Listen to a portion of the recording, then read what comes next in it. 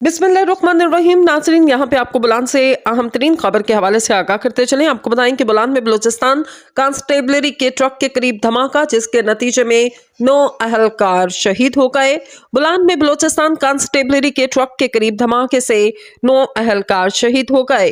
Police के मुताबिक Balochistan constabulary के अहलकार सिब्बी मेले में ड्यूटी के बाद कोयटा वापस आ रहे थे। धमाके में बलूचिस्तान कांस्टेबलरी के 9 अहलकार जख्मी हो गए। पुलिस का कहना है धमाके में जख्मी होने वाले 3 अफराद की हालत अब भी तशवीशनाक है, जिन्हें सीएमएच से भी मुंतकिल कर दिया गया। एसएसपी कोची का कहना है कि इब्तदाई शवाहिद के मुताबिक बुलान धमाका खुदकुश था। धमाके के बाद बीडीएस जाया वकुआ पर पहुंच गई और धमाके के बाद इस वक्त इलाके का सर्च ऑपरेशन भी किया जा रहा है। वज़ीर आला बलूचिस्तान अब्दुल कदूस बजंजो ने बलूचिस्तान कांस्टेबलरी की गाड़ी के करीब बम धमाके की मसम्मत करते हुए कहा, दहशतगर्द अनासर